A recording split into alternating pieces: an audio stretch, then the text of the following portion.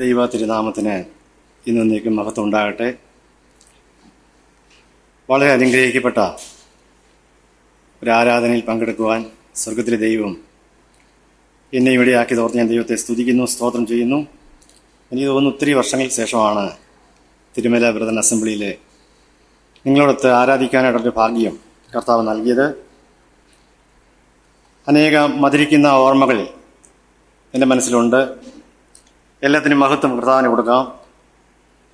അവിടെ നമ്മുടെ രാജാവും കർത്താവുമാണല്ലോ.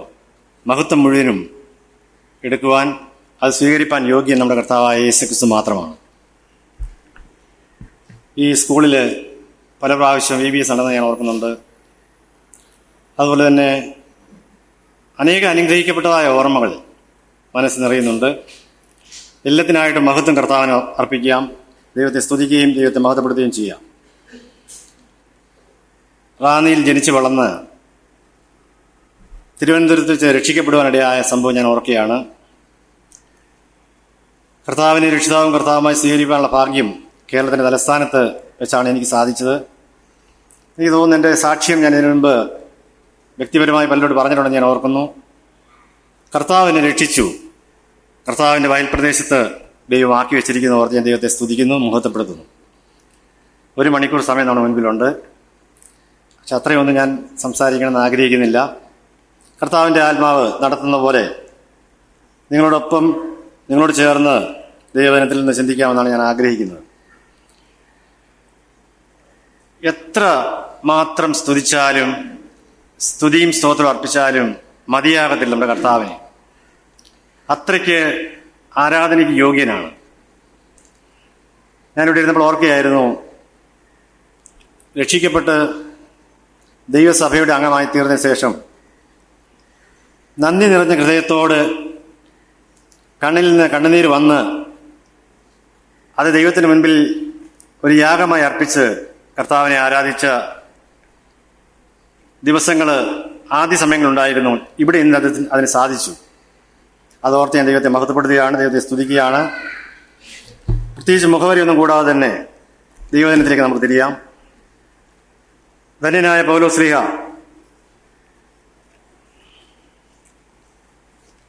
അപ്പോസ്തല പ്രവൃത്തിയുടെ പുസ്തകത്തിൽ എഴുതിയിരിക്കുന്ന ഒരു വാക്യം ഞാൻ വായിക്കാൻ ആഗ്രഹിക്കുകയാണ്. Acts chapter 20:27. അപ്പോസ്തല പ്രവൃത്തികളുടെ പുസ്തകം 20-ാം അധ്യായത്തിന്റെ 27-ാം വാക്യം. ദൈവത്തിന്റെ ആലോചന ഒട്ടും മറച്ചു വയ്ക്കാതെ ഞാൻ മുഴുവനും അറിയിച്ചു തന്നിരിക്കുന്നുവല്ലോ. ദൈവത്തിന്റെ ആലോചന ഒട്ടും മറച്ചു വയ്ക്കാതെ ഞാൻ മുഴുവനും അറിയിച്ചു തന്നിരിക്കുന്നുവല്ലോ. ഒരു വാക്യം കൂടെ വായിക്കാം. അതേ അപ്പോസ്തല പ്രവൃത്തിയിൽ തന്നെ 26:22. Acts chapter 26:22. എന്നാൽ ദൈവത്തിന്റെ സഹായം ലഭിക്കിയാൽ ഞാൻ ഇന്നുവരെ നിൽക്കുകയും ചെറിയവരോടും വലിയവരോടും സാക്ഷ്യം പറഞ്ഞു പോരുകയും ചെയ്യുന്നു. ക്രിസ്തു കഷ്ടമനുഭവിക്കുകയും മരിച്ചവരുടെ പുനരുദ്ധാനത്തിൽ ആദ്യനായി ജനത്തോടും ജാതികളോടും വെളിച്ചം അറിയിക്കുകയും ചെയ്യും എന്ന് പ്രവാചകന്മാരും മോശയും ഭാവി കാലത്തെക്കുറിച്ച് പ്രസ്താവിച്ചതൊഴികെ വേറെ ഒന്നും ഞാൻ പറയുന്നില്ല. നമ്മുടെ കർത്താവ് ഈ വചനങ്ങളെ അനുഗ്രഹിച്ച് നമുക്ക് നൽകട്ടെ. Today God is speaking his people through God's word. ദൈവം ഇന്ന് നമ്മളോട് സംസാരിക്കുന്ന ദൈവത്തിന്റെ വചനത്തിലൂടെയാണ്. കർത്താവിന്റെ വചനം മാറ്റമില്ലാത്തതും സ്വർഗത്തിൽ എന്നേക്കും സ്ഥിരമായിരിക്കുന്നതുമാണ്. സ്തോത്രം. ഈ വചനത്തിലൂടെയാണ് ദൈവം നമ്മളോട് സംസാരിച്ചുകൊണ്ടിരിക്കുന്നത്. ഇവിടെ ആദ്യം വായിച്ച ഭാഗത്ത് ദൈവത്തിന്റെ ആലോചന ഒട്ടും മറച്ചു വയ്ക്കാതെ ഞാൻ മുഴുവനും അറിയിച്ച് തന്നിരിക്കുന്നുവല്ലോ. ധന്യനായ പൗലോസ്ലീഹ പറയുകയാണ്, ദൈവത്തിന്റെ ആലോചന മറച്ചു വയ്ക്കാതെ മുഴുവനും അറിയിച്ചു തന്നിരിക്കുന്നുവല്ലോ. ഈ ഭാഗം വായിച്ച് ധ്യാനിച്ചപ്പോൾ എൻ്റെ ഹൃദയത്തെ വളരെയധികം സന്തോഷത്താൽ നിറയാനിടയായിത്തീർന്നു. അതായത് നാം ഇന്ന് സർവൈവൽ സൈഡിലാണോ സാക്രിഫൈസൽ സൈഡിലാണോ? Survival or sacrifice? അതിജീവനത്തിന്റെ വഴിയിലാണോ അതോ ത്യാഗത്തിന്റെ വഴിയാണോ? പ്രിയമുള്ളവരെ, നമ്മളെടുക്കുന്ന തീരുമാനങ്ങളുടെ അടിസ്ഥാനത്തിലാണ് ജീവിതം മുന്നോട്ട് പോകുന്നത്. ആ തീരുമാനങ്ങളുടെ ആകത്തുകയാണ് നമ്മുടെ ജീവിതം. പിന്തിരിഞ്ഞു നോക്കിയാൽ ഈ പ്രസ്താവനയിൽ സത്യമുണ്ടെന്ന് തോന്നുന്നില്ലേ? പൗലോസ് പറയുകയാണ്, ദൈവത്തിന്റെ ആലോചന ഒട്ടും മറച്ചു വയ്ക്കാതെ ഞാൻ മുഴുവനും അറിയിച്ചു തന്നിരിക്കുന്നു. ഈ വിശുദ്ധ വേദപുസ്തകത്തിലെ വിവരണങ്ങളും ആ സംഭവങ്ങളും എല്ലാം ജീവിത സംഭവങ്ങളെക്കുറിച്ചുള്ളതാണ്. ദൈവ വഴി അറിഞ്ഞിട്ടും വഴി വിട്ടു പോയവർ ദൈവം അവരെ ദൈവത്തിന്റെ പദ്ധതിക്കായിട്ട് വഴി തിരിച്ചു കൊണ്ടിരുന്നത് കാണാൻ തക്കാൻ സാധിക്കും. അപ്പൊ അതിജീവനത്തിന്റെ വഴിയാണോ ത്യാഗത്തിന്റെ വഴിയാണോ? അതിജീവനത്തിന്റെ വഴി എന്ന് പറഞ്ഞാൽ സർവൈവൽ ഓർ സാക്രിഫൈസോ? ദൈവിക ഇടപെടുന്നതിലൂടെയാണ് ലോക ചരിത്രം നീങ്ങിയതും ഇന്ന് നീങ്ങിക്കൊണ്ടിരിക്കുന്നതും. അങ്ങനെയെങ്കിൽ ഒരു ക്രിസ്തു ശിഷ്യൻ എന്ന നിലയിൽ നമ്മൾ എങ്ങനെയായിരിക്കണമെന്നും എങ്ങനെയാണ് ഇവിടെ ജീവിച്ചിരിക്കണമെന്നും ദൈവത്തിന്റെ വചനത്തിൽ വ്യക്തമായിട്ട് പറയുന്നുണ്ട്. അല്ലെങ്കിൽ ദൈവ ഇഷ്ടം എങ്ങനെ തിരിച്ചറിയാം? ഇങ്ങനെ അനേക ചോദ്യങ്ങൾ നമ്മുടെ മുന്നിൽ വരികയും നാം പകച്ചു നിൽക്കുകയും ചെയ്യുന്ന സന്ദർഭത്തിൽ ധന്യനായ പൗലോസ് പറയുകയാണ്, എങ്കിലും എന്താ നമ്മളോട് വായിച്ചത്? അതിന്റെ 24 ഭാഗങ്ങൾ വായിക്കാം. 24 20:24. എങ്കിലും ഞാൻ എൻ്റെ പ്രാണനെ വിലയേറതായി എണ്ണുന്നില്ല. എൻ്റെ ഓട്ടവും ദൈവകൃപയുടെ സുവിശേഷത്തിന് സാക്ഷ്യം പറയേണ്ടതിന് കർത്താവായ യേശു തന്ന ശുശ്രൂഷയും തികയ്ക്കണമെന്ന് എനിക്കുള്ളൂ. എങ്കിലും ഞാൻ എൻ്റെ പ്രാണനെ വിലയേറതായി എണ്ണുന്നില്ല. ദൈവത്തിന്റെ ആലോചന മറച്ചു വയ്ക്കാതെ, തൻ്റെ പ്രാണനെ വിലയേറതായി എണ്ണാതെ എൻ്റെ ഓട്ടവും ദൈവകൃപയുടെ സുവിശേഷത്തിന് സാക്ഷ്യം പറയേണ്ടതിന് കർത്താവായ യേശു തന്ന ശുശ്രൂഷയും തികയ്ക്കണം എന്നേ എനിക്ക് ഉള്ളൂ. പ്രിയമുള്ളവർ, ദൈവം നമ്മെ ഓരോരുത്തരെയും ഓരോ ശുശ്രൂഷകൾ ഏൽപ്പിച്ചിട്ടുണ്ട്. അപ്പൊ അത് പൗലോസ് പറഞ്ഞതുപോലെ, എങ്കിലും ഞാൻ എൻ്റെ പ്രാണനെ വിലയേറതായി എണ്ണുന്നില്ല. എൻ്റെ ഓട്ടം ദൈവകൃപയുടെ സുവിശേഷത്തിന് സാക്ഷ്യം പറയുന്നു. യേശു തന്ന ശുശ്രൂഷ തികയ്ക്കണമെന്നേ എനിക്കുള്ളൂ. ദൈവത്തെ അനുസരിക്കുക, അല്ലെങ്കിൽ ദൈവത്തെ പ്രസാദിപ്പിക്കുക. എങ്ങനെ നമുക്ക് ദൈവത്തെ പ്രസാദിപ്പിക്കാൻ സാധിക്കുന്നത്? ദൈവത്തെ അനുസരിക്കാൻ എങ്ങനെയാണ് സാധിക്കുന്നത്? ദൈവത്തെ പ്രസാദിപ്പിക്കണമെങ്കിൽ ദൈവത്തിന്റെ ഹിതം അറിഞ്ഞെങ്കിലേ പ്രസാദിപ്പിക്കാൻ സാധിക്കത്തുള്ളൂ. ദൈവത്തെ അനുസരിക്കാൻ മനുഷ്യൻ ദൈവിക സ്വഭാവത്തിന് വിരുദ്ധമായിട്ട് പല കാര്യം ചെയ്തിട്ടുണ്ട്. സ്വന്തം നിലനിൽപ്പിന് വേണ്ടി പല വഴികളിൽ നാം കണ്ടെത്താറുണ്ട്. മുൻഗണന കൊടുക്കുന്നത് പോലെയാണ് ദൈവത്തെ പ്രസാദിപ്പിച്ച് ദൈവിക കാര്യങ്ങൾക്ക് മുൻഗണന കൊടുക്കേണ്ടതാണ്. പൗലോസോട് പറയുകയാണ്, എങ്കിലും ഞാൻ എൻ്റെ പ്രാണനെ വിലയേറതായി എണ്ണുന്നില്ല. എൻ്റെ ഓട്ടവും ദൈവകൃപയുടെ സുവിശേഷത്തിന് സാക്ഷ്യവും പറയേണ്ടതിന് കർത്താവായ യേശു തന്ന ശുശ്രൂഷ തികയ്ക്കണം എന്നേ എനിക്ക് ഉള്ളൂ. അതിന് ഒടുവിൽ പറയുകയാണ് 27, ദൈവത്തിന്റെ ആലോചന ഒട്ടും മറച്ചു വയ്ക്കാതെ. അതെ, ദൈവത്തിന്റെ ആലോചന തന്റെ വചനത്തിലൂടെ നമ്മളോട് അറിയിക്കുമ്പോൾ അതൊട്ടും മറച്ചു വയ്ക്കാതെ അത് വെളിപ്പെടുത്തി ജീവിച്ച ഒരു വ്യക്തിയായിരുന്നു പൗലോസ്. അദ്ദേഹം തന്നെ ഒടുവിൽ പറയുകയാണ് 26-ാം അധ്യായത്തിന് 22, ഇതൊക്കെ സാധിച്ചത് എങ്ങനെയാണ്? ദൈവത്തിന്റെ സഹായം ലഭിക്കുക. ദൈവത്തിന്റെ സഹായം ലഭിക്കാൻ ഞാൻ ഇന്ന് വരെ നിൽക്കുകയും ചെറിയവരോടും വലിയവരോടും സാക്ഷ്യം പറഞ്ഞു പോരുകയും ചെയ്യുന്നു. എന്താ 23 പറയുന്നത്? ക്രിസ്തു കഷ്ടമനുഭവിക്കുകയും മരിച്ചവരുടെ പുനരുദ്ധാനത്തിൽ ആദ്യനായി ജനത്തോടും ജാതികളോടും വെളിച്ചം അറിയിക്കുകയും ചെയ്യുമെന്ന് പ്രവാചകന്മാരും മോശയും ഭാവി കാലത്തെക്കുറിച്ച് പ്രസ്താവിച്ചതൊഴികെ വേറെ ഒന്നും ഞാൻ പറയുന്നില്ല. പൗലോസിന് പറയാൻ വേറെ ഒന്നുമില്ലായിരുന്നു. എന്റെ ഓട്ടം ദൈവകൃപയുടെ സുവിശേഷത്തിന് സാക്ഷ്യം പറയാൻ, അല്ലെങ്കിൽ യേശുക്രിസ്തു തന്ന സുവിശേഷത്തിന്റെ സാക്ഷ്യം പറയാൻ യേശു എന്നെ ഒരു ശുശ്രൂഷ ഏൽപ്പിച്ചിട്ടുണ്ട്. അത് അറിയിക്കുക. അതായിരുന്നു പൗലോസിന്റെ ജീവിതത്തിലെ ഏറ്റവും വലിയ ലക്ഷ്യം. പ്രിയമുള്ളവരെ, സ്വാഭാവികമായി തന്നിഷ്ടത്തിന് അനുസരിച്ച് ജീവിക്കാനാണ് പലപ്പോഴും മനുഷ്യർ ശ്രമിക്കാറുള്ളത്. അതായത് തന്നിഷ്ടം പൊന്നിഷ്ടം ഒരു ചൊല്ലി നമ്മൾ കേട്ടിട്ടുണ്ട്. തന്നിഷ്ടം പൊന്നിഷ്ടം. അല്ലെങ്കിൽ യെശയ്യാവ് 53:6 നമ്മളിങ്ങനെ വായിക്കുന്നുണ്ട്, ഇത് പ്രമാണിക്കുവാൻ ദൈവത്തിന് മഹത്വം കൊടുത്തുകൊണ്ട്, അതായത് അതിജീവനത്തിന്റെ വഴിയിൽ അല്ലെങ്കിൽ ത്യാഗത്തിന്റെ വഴി തിരഞ്ഞെടുക്കുമ്പോൾ നാം എല്ലാവരും ആടുകളെപ്പോലെ തെറ്റിപ്പോയവരായിരുന്നു. ഓരോരുത്തർ താൻ്റെ വഴിക്ക് തിരിഞ്ഞവരായിരുന്നു. എന്നാൽ കർത്താവ് നമ്മളെ വിളിച്ചു വേർതിരിച്ചു. അവൻ്റെ വഴികളിൽ നടക്കുവാൻ നമ്മെ ഒരുക്കുകയാണ് ദൈവം ചെയ്തത്. സ്വന്തം നിലനിൽപ്പിൻ്റെ വഴിക്ക് മുൻഗണന കൊടുക്കാതിരുന്നാലേ ദൈവത്തെ പ്രസാദിപ്പിച്ച് ദൈവിക കാര്യങ്ങൾക്ക് മുൻഗണന കൊടുത്ത് ജീവിക്കാനായിട്ട് സാധിക്കത്തുള്ളൂ. പ്രിയ ദൈവജനമേ, പൗലോസിനാകെ ജീവിതത്തിലുണ്ടായിരുന്ന ഒരു ലക്ഷ്യം ഓട്ടം തികയ്ക്കുക, തന്നെ ഏൽപ്പിച്ചിരുന്ന ഒരു വിഷൻ അത് പൂർത്തീകരിക്കുക. പൗലോസിന്റെ സമർപ്പണം നമ്മൾക്കുണ്ടോ? ഒരു ഉത്തമ മാതൃകയായിരുന്നു പൗലോസ്. ഈ ഭൂമിയിലെ ജീവിതത്തിൽ നാം ഏറ്റവും വിലമതിക്കുന്ന കാര്യങ്ങൾ എന്തൊക്കെയാണെന്ന് നമ്മൾ ചിന്തിച്ചു നോക്കിയാലോ? നമ്മുടെ ജീവിതം, നമ്മുടെ കുടുംബം, വിദ്യാഭ്യാസം, ഇങ്ങനെ പലതും എല്ലാം നമുക്ക് പല കാര്യങ്ങളായിട്ട് വിലയേറതായിട്ട് തോന്നും. എന്നാൽ അപ്പോസ്തലൻ പറയുന്നത് പോലെ ഒരു ദർശനമാണ് നമുക്കിന്ന് ആവശ്യം. ഞാൻ എൻ്റെ പ്രാണനെ വിലയേറതായി എണ്ണുന്നില്ല. പ്രാണന് വിലയില്ലെങ്കിൽ പിന്നെ നമുക്ക് ഇടം വരെ നോക്കേണ്ട ആവശ്യമുണ്ടോ? യാതൊരു എതിരാളിയെയും ഭയക്കേണ്ടതായിട്ട് ആവശ്യമില്ല. നമ്മുടെ ജീവിതത്തിൻ്റെ രൂപരേഖ സ്വർഗത്തിലെ ദൈവം, അതിൻ്റെ ബ്ലൂ പ്രിന്റ് സ്വർഗത്തിലെ ദൈവത്തിൻ്റെ അടുത്തുണ്ട്.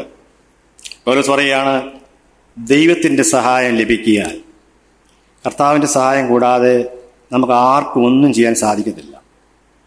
ചെറിയവരോടും വലിയവരോടും സാക്ഷ്യം പറഞ്ഞു പോരുകയും ചെയ്യുന്നു.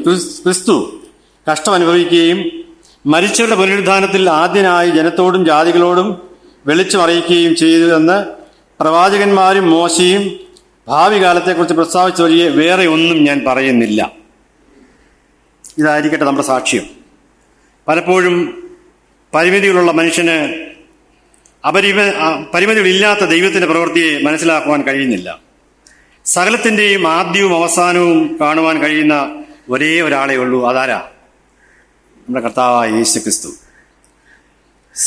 സകലത്തിൻ്റെയും സംവിധായകൻ, സർവാധികാരി ആയ സർവശക്തനായ ദൈവമാണ്. അതുകൊണ്ട് നമ്മുടെ ജീവിതത്തിൽ ഇനി മുന്നോട്ട് അവശേഷിക്കുന്ന നാളുകൾ എങ്ങനെയെങ്കിലും സാഹചര്യങ്ങളെ അതിജീവിച്ച് മുന്നോട്ട് ജീവിക്കുക എന്നുള്ളതല്ല. ഇനിയും ചില നാളുകൾ കൂടി ദൈവം നീട്ടിത്തന്നാൽ സർവൈലിസ്റ്റുകളാകാതെ കർത്താവിനായി സാക്രിഫിഷ്യലായിട്ടുള്ള ചില കാര്യങ്ങൾ ചെയ്യുവാനായിട്ട് തീരുമാനിക്കാം. അതാണ് ഞാൻ പറഞ്ഞു വന്നതിൻ്റെ സാരം. അപ്പോസ്തലൻ പൗലോസ് അത് പറയാനിടയായി തീർന്നു. കർത്താവിനായി റിസ്ക് എടുക്കുവാൻ തയ്യാറാകുക. ഞാൻ പറയുന്നെങ്കിൽ മനസ്സിലാകുമെന്ന് വിശ്വസിക്കുന്നു. കർത്താവിന് വേണ്ടി റിസ്ക് എടുക്കുവാൻ തയ്യാറാകുക, അതാണ് സാക്രിഫൈസ് ചെയ്യുക എന്ന് പറയുന്നത്. മലയാളികളായ നാം ലോകത്തിൻ്റെ ഏത് ഭാഗത്ത് പോയാലും, അത് UK-യിലായാലും USA-യിലായാലും ഗൾഫിലായാലും എവിടെയായിരുന്നാലും, ലോകത്തിൻ്റെ ഏത് ഭാഗത്തായാലും നാം വളരാറുണ്ട്. യഹൂദൻ്റെ ഒരു പാരമ്പര്യമാണെന്നാണ് പറയുന്നത്. ഇങ്ങനെ ഇതിൻ്റെ സാരം, ഇതിൻ്റെ പ്രധാനപ്പെട്ട രഹസ്യം, സാഹചര്യങ്ങളോട് ഇണങ്ങുവാൻ മിടുക്കരാണ് ആരാ? നമ്മളൊക്കെ. നമ്മൾ സാഹചര്യങ്ങളോട് ഇണങ്ങിപ്പോകാനായിട്ട് നമ്മളെക്കൂടെ സാധിക്കും. എല്ലാ സാഹചര്യങ്ങളോടും ദൈവ മക്കൾക്ക് യോജിച്ചു പോകാനായിട്ട് കഴിയത്തില്ല. കാരണം ഒരു പാട്ടിൻ്റെ വരിയിൽ പറയുന്നുണ്ട്, this world is not my home, I am just passing through. ഈ ലോകം എനിക്കുള്ളതല്ല. This world is not my home, ഇതെൻ്റെ ഭവനമല്ല, എൻ്റെ വീടല്ല. I am just passing through. വിശ്വാസ ജീവിതം എന്നത് തികച്ചും വ്യത്യസ്തമായൊരു കാര്യമാണ്. ഏത് സാഹചര്യത്തിലും ലോകത്തോട് ഒരിക്കലും ഇണങ്ങാൻ പറ്റാത്ത ഒരു അസ്വസ്ഥത നമ്മുടെ ഉള്ളിൽ ഉണ്ടായിരിക്കണം. ലോകത്തോട് നമുക്ക് അനുരൂപമാകാൻ സാധിക്കത്തില്ല. പൗലോസ് പറയുന്നുണ്ട്, ഈ ലോകത്തിന് അനുരൂപമാകാതെ നന്മയും പ്രസാദവും പൂർണ്ണതയുമുള്ള ദൈവഹിതം എന്നത് തിരിച്ചറിയേണ്ടതിന് മനസ്സ് പുതുക്കി രൂപാന്തരപ്പെടുവീൻ. ഏത് സാഹചര്യത്തിൽ ജീവിച്ചാലും ലോകത്തോട് ഇണങ്ങാൻ പറ്റാത്ത ഒരു അസ്വസ്ഥത നമ്മുടെ ഹൃദയത്തിലുണ്ടാകണം. അതിൻ്റെ അർത്ഥം നമ്മുടെ ഉള്ളിൽ ദൈവാത്മാവിൻ്റെ പ്രവർത്തനം നടക്കുന്നത് നമ്മൾ മനസ്സിലാക്കണം. അങ്ങനെ ജീവിച്ച ഭക്തന്മാരുടെ വലിയ വിവരണങ്ങളാണ് വേദപുസ്തകത്തിലുടനീളം നമുക്ക് കാണാൻ സാധിക്കുന്നത്. അതായത് ഭൗതിക നേട്ടങ്ങളുടെയും സുരക്ഷിത മേഖലകളുടെയും മധ്യേ ഒരു അസ്വസ്ഥത ഫീൽ ചെയ്യുന്നുണ്ടെങ്കിൽ സർവൈവലാകുന്ന സാക്രിഫൈസ് മേഖലയിലേക്ക് നമ്മൾ തിരിയുക. അതിജീവനത്തിൻ്റെ പാതയിൽ നിന്ന് നമ്മൾ എവിടെയൊക്കെ തിരിയുന്നറിയാമോ? ത്യാഗത്തിൻ്റെ വഴിയിലേക്ക് തിരിയുക. പൗലോസ് പറഞ്ഞ വാക്കുകളൊന്നും എടുത്ത് വായിക്കട്ടെ. അപ്പോസ്തല പ്രവൃത്തി 20 24. എങ്കിലും ഞാൻ എൻ്റെ പ്രാണനെ വിലയേറതായി എണ്ണുന്നില്ല. എൻ്റെ ഓട്ടവും ദൈവകൃപയുടെ സുവിശേഷത്തിന് സാക്ഷ്യം പറയേണ്ടതിന് കർത്താവായ യേശു തന്ന ശുശ്രൂഷയും തികയ്ക്കണം. പൗലോസ് മറ്റു ചില ഭാഗങ്ങളിൽ പറയുന്നുണ്ട്, ഈ യേശുക്രിസ്തുവിനെ അല്ലാതെ മറ്റൊന്നും പറയാൻ എനിക്കില്ല, ഞാൻ ആഗ്രഹിക്കുന്നില്ല. അപ്പോൾ എൻ്റെ പ്രിയ ദൈവജനമേ, ഞാൻ ചോദിക്കുകയാണ്, നമ്മൾ ഏത് ഭാഗത്താ? സർവൈവലാണോ സാക്രിഫൈസോ? Survival or sacrifice? അതിജീവനത്തിൻ്റെ വഴിയോ ത്യാഗത്തിൻ്റെ വഴിയിലാണോ? നമ്മെ തന്നെ ശോധന ചെയ്യാം. അനേക സംഭവങ്ങൾ തിരുവനന്തപുരത്തുടനീളം നമ്മൾ വായിക്കുന്നുണ്ട്. ദൈവത്താൽ കഴിയാത്ത ഒരു കാര്യവുമില്ലല്ലോ. ദൈവത്തിന് വേണ്ടി സമർപ്പിക്കപ്പെട്ട് കൊടുത്ത വ്യക്തികളെ കൊണ്ട് ദൈവം അത്ഭുത കാര്യങ്ങൾ ചെയ്യും. വില്യം ഗേറി അതിൻ്റെ ഉദാഹരണമാണ്, അല്ലേ? Expect great things from God and attempt great things for God. ദൈവത്തിൽ നിന്ന് വൻ കാര്യങ്ങൾ പ്രതീക്ഷിക്കുക, ദൈവത്തിന് വേണ്ടി വൻ കാര്യങ്ങൾ ചെയ്യുക. ഇതെല്ലാം നമുക്ക് സാധിക്കുന്നത് ദൈവത്തിൻ്റെ സഹായം ലഭിക്കാൻ മാത്രമാണ്. കർത്താവ് തന്നെ പറഞ്ഞു, എന്നെ പിരിഞ്ഞ് നിങ്ങൾക്കൊന്നും ചെയ്യാൻ കഴിയത്തില്ല. സ്തോത്രം. അപ്പം നമ്മൾ എടുക്കുന്ന തീരുമാനങ്ങളുടെ ആകത്തുകയാണ് ജീവിതം. ഒന്ന് തിരിഞ്ഞു നോക്കിയാൽ ഈ സ്റ്റേറ്റ്മെന്റ് സത്യമാണെന്ന് മനസ്സിലാവും. അപ്പോൾ അങ്ങനെ ജീവിച്ച ചില ആൾക്കാരുടെ ചരിത്രത്തിലേക്ക് നമ്മൾ പോവുകയാണ്. ഇനിയും ചില നാളുകളോട് ദൈവം നമുക്ക് നീട്ടി തന്നാൽ സർവൈവലിസ്റ്റുകളാകാതെ കർത്താവിനായി സാക്രിഫിഷ്യൽ സോണിലേക്ക് നമുക്ക് നീങ്ങാം. ഞാൻ പറഞ്ഞതിന് സാരം, നമ്മളെല്ലാവരും പലപ്പോഴും സേഫ് സോണിലാണ് നിൽക്കുന്നത്. കർത്താവിന് വേണ്ടി റിസ്ക് എടുക്കുവാൻ, ദൈവത്തിന്റെ നാമത്തിന്റെ മഹത്വത്തിന് വേണ്ടി വലിയ വില കൊടുത്ത് നിൽക്കാൻ തക്കോണം പലപ്പോഴും സാധിക്കുന്നില്ല. സകലത്തിന്റെയും സംവിധായകനും സർവശക്തനും സർവ്വവ്യാപിയും സർവജ്ഞാനിയുമായ ദൈവത്തിന് അസാധ്യമായ ഒരു കാര്യവുമില്ല. ദൈവം ഉപയോഗിക്കാൻ ആഗ്രഹിക്കുന്ന വ്യക്തിയെ എത്രമാത്രം എക്സ്റ്റെൻഡ്, എവിടെ വരെ കൊണ്ടുപോകും അത്രത്തോളം കൊണ്ടുപോയി തെളിയിച്ച് തന്റെ മഹത്വത്തിനായിട്ട് ഉപയോഗിക്കാൻ ആഗ്രഹിക്കുന്ന ദൈവമാണ് നമ്മുടെ ദൈവം. പരിമിതികളില്ലാത്ത ദൈവം. നമുക്ക് പരിമിതികളുണ്ട്, അല്ലേ? ലിമിറ്റേഷൻസ് ഉണ്ട്. ഞാൻ ഓർക്കുന്നുണ്ട്, ഇവിടെ പഠിപ്പിക്കാനൊക്കെ വന്ന സമയത്ത് കുട്ടികളോടൊപ്പം പാട്ട് പാടുകയും ആക്ഷൻ കാണിക്കുകയും ഒക്കെ ചെയ്തു. ഇപ്പൊ ഈ സന്ദർഭത്തിൽ ഈ കുറച്ച് വർഷങ്ങൾ കഴിഞ്ഞു, അധികമൊന്നും പ്രായമായിട്ടില്ല, 55 വയസ്സേ ആയുള്ളൂ. ഇപ്പോൾ കുറേ പരിമിതികളുണ്ട്, ലിമിറ്റേഷൻസ് ഉണ്ട്. എന്നാൽ ആ പരിമിതികളെ അതിജീവിച്ച് കർത്താവിൽ ശരണപ്പെട്ട് ആശ്രയിച്ച് ദൈവത്തിന്റെ മഹത്വത്തിനായിട്ട് കാര്യങ്ങൾ സമർപ്പിച്ചു കഴിയുമ്പോൾ ദൈവം നമ്മെ ഉപയോഗിക്കും. സ്തോത്രം. അപ്പൊ ഇനിയും ചില നാളുകൾ കൂടി നമുക്ക് നീട്ടിക്കിട്ടിയാൽ നാം ഏത് സോണിൽ നിൽക്കാൻ ആഗ്രഹിക്കുന്നത്? പൗലോസ് പറയുകയാണ്, എങ്കിലും ഞാൻ എൻ്റെ പ്രാണനെ വിലയേറതായി എണ്ണുന്നില്ല. എൻ്റെ ഓട്ടവും ദൈവകൃപയുടെ സുവിശേഷത്തിന് സാക്ഷ്യം പറയേണ്ടതിന് കർത്താവായ യേശു തന്ന ശുശ്രൂഷയും തികയ്ക്കണം. അത് മാത്രം എൻ്റെ ആഗ്രഹം. പിന്നെ രണ്ടാമത് വായിച്ച വാക്യം, ഈ പ്രസ്താവിച്ചതൊഴികെ വേറെ ഒന്നും ഞാൻ പറയുന്നില്ല. ഏത് പ്രസ്താവിച്ചൊഴിയുക? ദൈവത്തിന്റെ സഹായം ലഭിക്കിയാൽ ഇന്ന് വരെ നിൽക്കുകയും ചെറിയവരോടും വലിയവരോടും സാക്ഷ്യം പറഞ്ഞു പോരുകയും ചെയ്യുന്നു. ക്രിസ്തു കഷ്ടം അനുഭവിക്കുകയും മരിച്ചവരുടെ പുനരുദ്ധാനത്തിൽ ആദ്യനായി ജനത്തോടും ജാതികളോടും വെളിച്ചം അറിയിക്കുകയും ചെയ്യുമെന്ന് പ്രവാചകന്മാരും മോശയും ഭാവി കാലത്തെക്കുറിച്ച് പ്രസ്താവിച്ചതൊഴികെ, പ്രവാചകന്മാർ പ്രസ്താവിച്ചതൊഴികെ വേറെ ഒന്നും പറയാനായിട്ട് എനിക്കില്ല. പ്രിയ ദൈവജനമേ, കർത്താവിനായി റിസ്ക് എടുക്കുവാൻ തയ്യാറായാൽ, സാക്രിഫൈസ് ചെയ്യാൻ തയ്യാറായാൽ ദൈവം നമ്മളെ ഉപയോഗിക്കും. ഏത് സാഹചര്യത്തിൽ ജീവിച്ചാലും, അത് ഞാൻ ഇടയ്ക്ക് പറഞ്ഞാണ്, ഒന്നും ആവർത്തിക്കുകയാണ്, ഏത് സാഹചര്യത്തിൽ ജീവിച്ചാലും ലോകത്തോട് ഇണങ്ങാൻ പാടില്ല. ഈ ലോകത്തോട് പറ്റുമാനം ഉണ്ടാകാൻ പാടില്ല. നമ്മുടെ ഉള്ളിൽ അങ്ങനെ ഇടപെടുമ്പോൾ ഒരു അസ്വസ്ഥത നമുക്ക് തോന്നുന്നുണ്ടെങ്കിൽ പരിശുദ്ധാത്മാവിന്റെ പ്രവർത്തനം നമ്മുടെ ഉള്ളിലുണ്ടെന്ന് അർത്ഥം. ദൈവത്തിന്റെ നാമത്തിന്റെ മഹത്വനുമായിട്ട് പ്രവർത്തിക്കാൻ തക്കൊണ്ട് നമ്മൾ ഇടയാക്കി തീർക്കട്ടെ. ഭൗതിക നേട്ടങ്ങളുടെയും സുരക്ഷിത മേഖലകളുടെയും മധ്യേ ഒരു അസ്വസ്ഥത ഇന്ന് ഫീൽ ചെയ്യുന്നുണ്ടോ? ഞാൻ പറഞ്ഞതിന് സാരം, ഈ ലോകത്തോട് അനുഭവപ്പെട്ട് ജീവിക്കുവാൻ ഉള്ള അവസരങ്ങളൊക്കെ ലഭിക്കുമ്പോൾ നമുക്കൊരു ഒരു ഒരു ഇൻഫീലിങ്, ഒരു അസ്വസ്ഥത ഉള്ളിൽ ഫീൽ ചെയ്യുന്നുണ്ടോ? നമുക്കുള്ളതും നമ്മുടേതെല്ലാം ബലി നൽകുമ്പോഴാണ് നമുക്ക് സംതൃപ്തി ഉണ്ടാകുന്നത്. നമുക്കുള്ളതെല്ലാം ദൈവത്തിന്റെ ദാനമാണ്, ദൈവം അനുവദിച്ച് ലഭിച്ചിരിക്കുന്നതാണ്, അത് കർത്താവിൽ നിന്ന് പ്രാപിച്ചതാണെന്നുള്ള ബോധ്യം നമ്മളെ ഉണ്ടാകുമ്പോഴാണ് നമുക്കൊരു സംതൃപ്തി ഉണ്ടാകുന്നത്. അതായത് 1-ാം സ്ഥാനം ദൈവത്തിന് കൊടുക്കുക. മത്തായിയുടെ സുവിശേഷത്തിൽ വായിക്കുന്നുണ്ട്, മുൻപേ അവന്റെ രാജ്യവും നീതിയും അന്വേഷിപ്പിൻ, അതോടുകൂടെ ഇതൊക്കെയും നിങ്ങൾക്ക് കിട്ടും. Seek ye first the kingdom of God. First God, 1-ാം സ്ഥാനം ദൈവത്തിന് കൊടുക്കാം. അങ്ങനെയാണ് വില്യം ഗേറി തന്റെ പണിപ്പുരയിൽ എഴുതി വെച്ചൊരു വാക്കിതായിരുന്നു, ഫസ്റ്റ് ഗോഡ് സെക്കൻഡ് ഷൂസ്.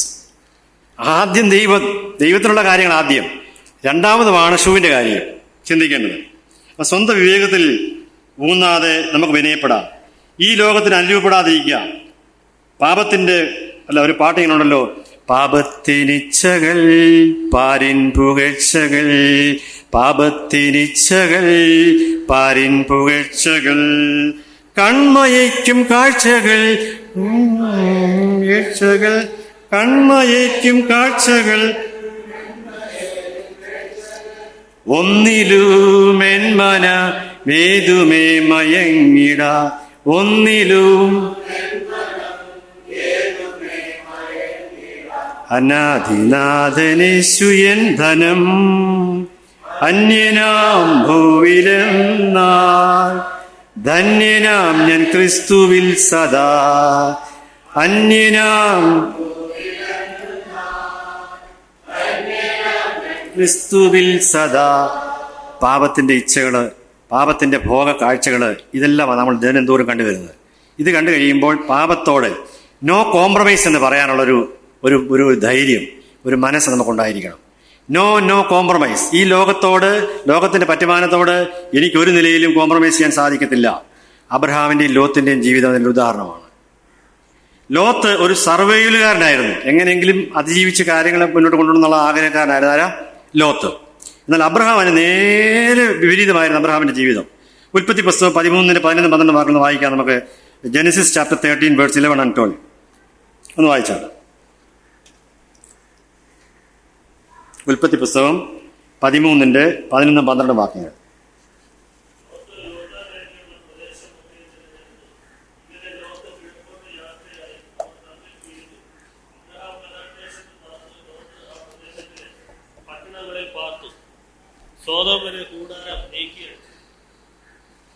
പ്രിയമുള്ളവരെ, അബ്രഹാം ഫസ്റ്റ് ചാൻസ് ആർക്ക് കൊടുത്തു?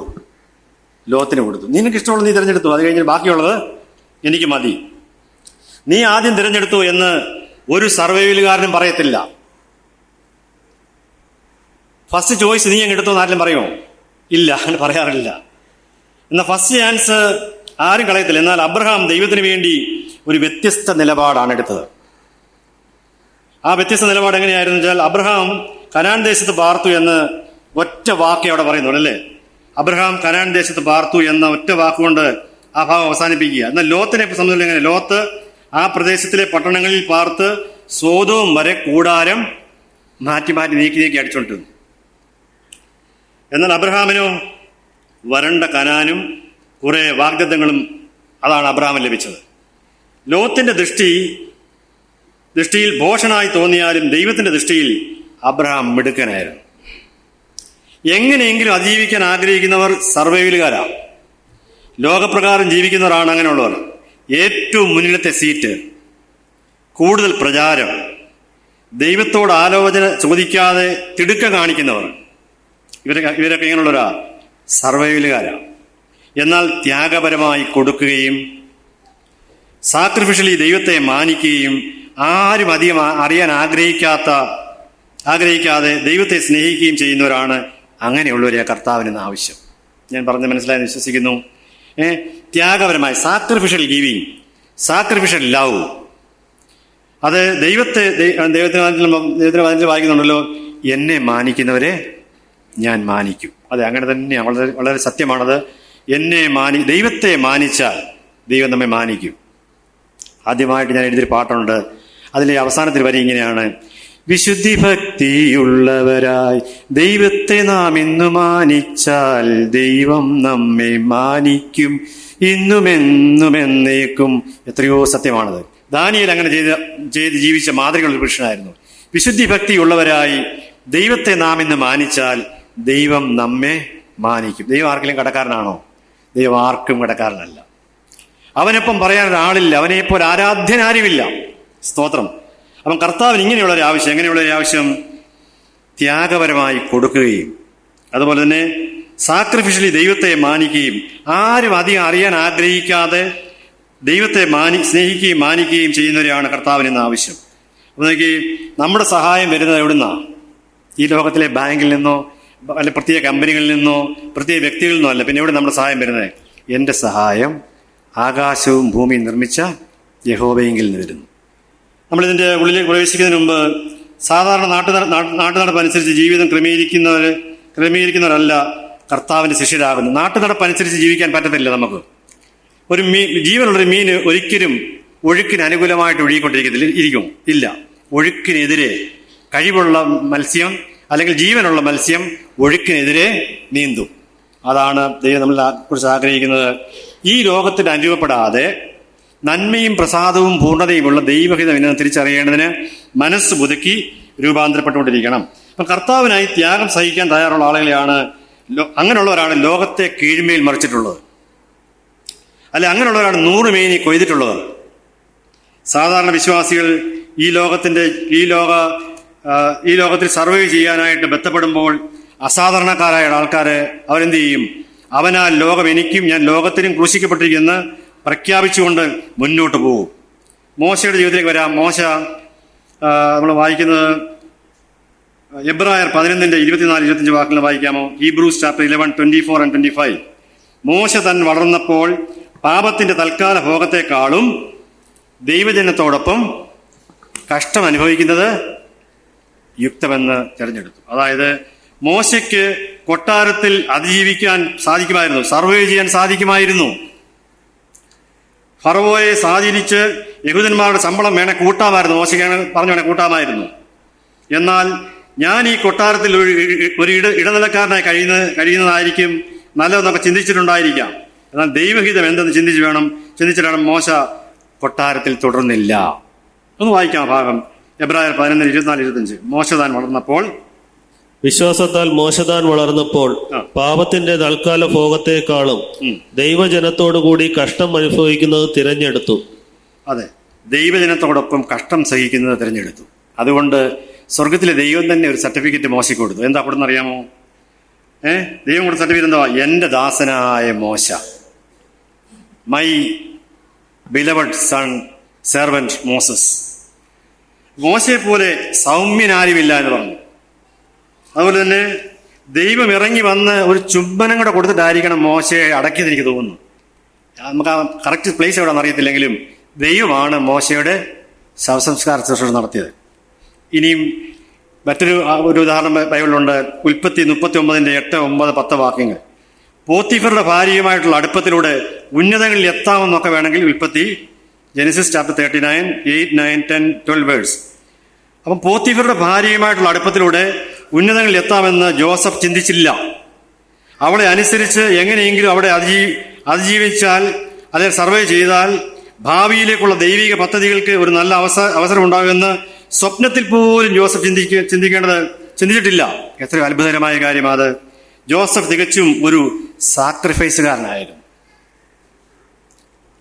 അതായത് ദൈവത്തെ ഭയപ്പെടുവാനും അനുസരിക്കുവാനുള്ള ഒരു മനോഭാവമായിരുന്നു ജോസഫിന്റെ ജീവിതത്തിൽ. വാസ്തവമായി കർത്താവിനെ മാനിച്ചാൽ ദൈവം നമ്മെ മാനിക്കും. ദൈവത്തെ മാനിച്ചാൽ ദൈവം നമ്മെ മാനിക്കും. പ്രിയമുള്ളവരെ, പത്രോസിന്റെ അനുഭവത്തിൽ നിന്ന് നോക്കുകയാണെങ്കിൽ പത്രോസിന് ദൈവിക ശിഷ്യത്വത്തിന്റെ ഒരു വലിയ പദവിയിലേക്കാണ് കർത്താവ് വിളിച്ചത്. പക്ഷേ എങ്ങനെ സർവൈവ് ചെയ്യുമെന്നൊരു ആദി പത്രോസിനുണ്ടായിരുന്നു. അതായത് നമ്മൾ വായിക്കുന്നത് യോഹന്നാൻ 21:3-5 വാക്യങ്ങളാണ്. John chapter 21 verse 3-5. പത്രോസിനെ വിളിക്കുമ്പോൾ ദൈവത്തിന് വലിയൊരു പദ്ധതി അതിന് പിന്നിലുണ്ടായിരുന്നു. ദൈവത്തിന്റെ പദ്ധതി അനുസരിച്ച് എന്തുവാ? പക്ഷെ പത്രോസ് ഉടനെ പറയുന്നത് എന്താ? എനിക്ക് എന്തോ കിട്ടും, എൻ്റെ പിള്ളേരുടെ കാര്യം എന്താ? ഞാൻ എൻ്റെ ഭാവനയിൽ അങ്ങ് പറയുകയാണ്. എൻ്റെ പിള്ളേരുടെ കാര്യം എന്താകും? എൻ്റെ കുടുംബത്തിന്റെ ഗതി എന്താകും? ഈ ആദികളായിരിക്കാം ഒടുവിൽ വീണ്ടും സർവൈവലിനായിട്ട് വലയും വള്ളവും എടുക്കുവാൻ പത്രോസിനെ ഇടയാക്കിയത് ഞാൻ വിചാരിക്കുന്നു. ദൈവത്തിൻ്റെ ഒരു പദ്ധതി, ഒരു പ്രോജക്റ്റ് ഉണ്ടായിരുന്നു. ഇന്ന് ഉച്ചയോടടുത്ത സമയത്ത് നമ്മെ ഓരോരുത്തരെയും കുറിച്ച് ദൈവത്തിനൊരു പ്രോജക്റ്റ് ഉണ്ട്, ഒരു പദ്ധതിയുണ്ട്. എൻ്റെ കാര്യം എന്തായി തീരും? എൻ്റെ ജീവിതത്തിൽ ഇങ്ങനെ പോയാൽ ഇനി മുന്നോട്ടുള്ള കാര്യങ്ങൾ ആര് നോക്കും? ആര് നടത്തും? നമ്മുടെ കാര്യം നമ്മൾ നോക്കിയില്ലെങ്കിൽ പിന്നെ ആരാണ് ചെയ്യേണ്ടത്? ഇതൊക്കെയാണ് സർവൈവലുകാര് ചിന്തിക്കുന്ന കാര്യം. എന്നാൽ കർത്താവ് പത്രോസിനെ തേടി പുറകെ ചെന്നു ചോദിക്കുകയാണ്, പത്രോസേ, നീ എന്നെ വാസ്തവമായിട്ട് സ്നേഹിക്കുന്നുണ്ടോ? പത്രോസിന്റെ പ്രധാന പ്രശ്നങ്ങൾ എന്തൊക്കെയാണെന്ന് ചോദിച്ചാൽ, കേൾക്കേണ്ട സമയത്ത് അവൻ സംസാരിച്ചുകൊണ്ടേയിരിക്കുക, പ്രാർത്ഥിക്കേണ്ട സമയത്ത് ഉറക്കം. അല്ലേ പത്രോസിനെ നമ്മൾ കാണുന്ന കാര്യങ്ങൾ ഇതൊക്കെ. കേൾക്കേണ്ട സമയത്ത് സംസാരിച്ചുകൊണ്ടിരിക്കുക, അതേസമയത്ത് പ്രാർത്ഥിക്കേണ്ട സമയത്ത് ഉറക്കം. പിന്നെ കർത്താവിനോട് ചേർന്ന് നടക്കേണ്ട സ്ഥലത്ത് അകലം വിട്ട് അനുഗമിക്കുക. അതുകൊണ്ട് എന്ത് പറ്റി? തള്ളി പറയേണ്ടതായിട്ട് വന്നു, വിശ്വാസം തണുത്തു പോകാനിടയായി തീർന്നു. എന്നാൽ ഈ പത്രോസിനെ ആർക്ക് വേണമായിരുന്നു? നമ്മുടെ കർത്താവിന് ആവശ്യമുണ്ടായിരുന്നു. എങ്ങനെയെങ്കിലും സർവേ ചെയ്ത് കാര്യങ്ങളൊക്കെ അതിജീവിച്ച് പോകാം എന്ന് കരുതിയ പത്രോസിനെ കർത്താവിന് വേണമായിരുന്നു. കർത്താവിന്റെ സ്നേഹത്തിന്റെ ശക്തിയും പ്രത്യക്ഷതയും ദർശിച്ച മഹിമ കണ്ട സാക്ഷിയായ പത്രോസ് പിന്നെ തിരിഞ്ഞു നോക്കിയില്ല. സ്വന്തം പ്രാണനെയും വിലയേറിയതായി എണ്ണിയില്ല. സ്വന്തം ഇടയനും അധ്യക്ഷനുമായതിനു വേണ്ടി സാക്രിഫൈസായി ജീവിക്കുവാൻ തീരുമാനിച്ചു. കർത്താവിലേക്ക് മടങ്ങി വന്ന് ക്രൂശിന്റെ അവകാശിയായി തീർന്നു. നമ്മുടെ തിരഞ്ഞെടുപ്പ് എന്താണ്? നമ്മൾ ഇനിയുള്ള കാലങ്ങളിൽ മുന്നോട്ട് കർത്താവ് ആയുസ്സും ആരോഗ്യം തന്നാൽ സർവൈവൽ സൈഡിൽ നിൽക്കാനാണ് ആഗ്രഹിക്കുന്നതോ സാക്രിഫിഷ്യൽ സൈഡിൽ നിൽക്കാനാണ് നാം ആഗ്രഹിക്കുന്നത്? വീണ്ടും നമുക്ക് പൗലോസ് പറഞ്ഞ വാക്യങ്ങളിലേക്ക് വരാം. എങ്കിലും സർവൈവ് ചെയ്യാൻ ധാരാളം കാരണങ്ങൾ പൗലോസിനുണ്ടായിരുന്നു അല്ലേ? 20-24 വായിക്കാം, വീണ്ടും എന്നോട് വായിക്കാം. 20-24. എങ്കിലും ഞാൻ എന്റെ പ്രാണനെ വിലയേറിയതായി എണ്ണുന്നില്ല. എന്റെ ഓട്ടവും ദൈവകൃപയുടെ സുവിശേഷത്തിന് സാക്ഷ്യം പറയേണ്ടതിന് കർത്താവായ യേശു തന്ന ശുശ്രൂഷയും തികയ്ക്കണമെന്നേ എനിക്കുള്ളൂ. അതെ പ്രിയമുള്ളവരെ, കർത്താവ് ഒരു ശുശ്രൂഷ ഓരോരുത്തരെ ഏൽപ്പിച്ചിട്ടുണ്ട്. അത് തികയ്ക്കണം. അത് മാത്രമായിരുന്നു പൗലോസിന്റെ ആഗ്രഹം. എങ്കിലും ഞാൻ എൻ്റെ പ്രാണനെ വിലയേറിയതായി എണ്ണുന്നില്ല. എന്റെ ഓട്ടവും ദൈവകൃപയുടെ സുവിശേഷത്തിന് സാക്ഷ്യം പറയേണ്ടതിന് കർത്താവായ യേശു തന്ന ശുശ്രൂഷയും തികയ്ക്കണം എന്ന് മാത്രമേ എനിക്കുള്ളൂ. ദൈവത്തിന്റെ ആലോചന ഒട്ടും മറച്ചു വെക്കാതെ ഞാൻ മുഴുവനും അറിയിച്ചിരിക്കുന്നു. മറ്റൊരു ഭാഗത്ത് പോലും പറയുന്നുണ്ട്, ഈ സുവിശേഷം വേഗത്തിൽ വ്യാപിപ്പിക്കണം. ഞാൻ നിങ്ങളുടെ അടുത്ത് വ്യാപിപ്പിച്ചതുപോലെ, ഇത് പ്രചരിപ്പിച്ചതുപോലെ ഈ സുവിശേഷം വേഗം വ്യാപിപ്പിക്കണം. കാരണം നമ്മൾ ജീവിക്കുന്ന ഒരു സൂപ്പർസോണിക് യുഗത്തിലാണ് ജീവിക്കുന്നത്. എല്ലാ കാര്യങ്ങളും വളരെ ഫാസ്റ്റായിട്ട് പോയിക്കൊണ്ടിരിക്കുക. ഞാൻ ചോദിക്കട്ടെ, ഇന്ദിരാഗാന്ധി മരിച്ച വിവരം എത്ര ആഴ്ചകൾ കഴിഞ്ഞ്, എത്ര മാസം കഴിഞ്ഞിട്ട് നിങ്ങൾ അറിഞ്ഞത്? ഞാൻ ആ സമയത്ത് കൽക്കട്ടയിൽ ജോലി ചെയ്യുക. രാജീവ് ഗാന്ധി മരിച്ച സമയത്ത്, മരിച്ചതിന് ശേഷം എത്ര ദിവസങ്ങളെടുത്തു, എത്ര ആഴ്ച എടുത്തു ആ വിവരം നമ്മൾ അറിയാനായിട്ട്? നിങ്ങൾ റെസ്പോണ്ട് ചെയ്യാം പ്ലീസ്. സെക്കൻഡിൽക്കുള്ളിൽ അറിഞ്ഞു, ലോകമെല്ലാം അറിഞ്ഞല്ലേ? ഇന്ത്യൻ പ്രൈം മിനിസ്റ്റർ ഇന്ദിരാഗാന്ധി വെടിയേറ്റ് മരിച്ചു. അതുപോലെ തന്നെ രാജീവ് ഗാന്ധി തമിഴ്നാട്ടിൽ പെരമ്പത്തൂർ എന്ന സ്ഥലത്ത് വെച്ച് മരിച്ചുപോയി. ഇതെങ്ങനെ പെട്ടെന്ന് നമ്മൾ അറിഞ്ഞെങ്ങനെ? വളരെ ഫാസ്റ്റായിട്ടുള്ള യുഗത്തിലാണ് നമ്മൾ ജീവിക്കുന്നത്. ഒരാൾ കേട്ട ആൾ മറ്റൊരാൾ പറഞ്ഞു, കേട്ടയാളത് പാസ് ചെയ്തു. ഞാൻ ചോദിക്കുന്നത്, ഞാൻ ഇങ്ങനെ ചോദിക്കട്ടെ, ഓരോ ബിസ്ക്കറ്റുകൾ ഇറങ്ങുമ്പോൾ, ഓരോ ഡ്രിങ്ക്സ് ഇറങ്ങുമ്പോൾ അതിന്റെ ടേസ്റ്റ് നമ്മുടെ പിള്ളേരൊക്കെ എന്ത് പെട്ടെന്ന് മനസ്സിലാക്കുന്നത്? ചോക്ലേറ്റ് അത് എന്ന് വേണ്ട എല്ലാ ഫുഡ് പ്രോഡക്ട്സിന്റെയും എന്ത് വേഗം ആ ടേസ്റ്റ് ചെയ്ത് മനസ്സിലാക്കുന്നത്? ഇതെങ്ങനെ അറിയുന്നത്? പരസ്യം.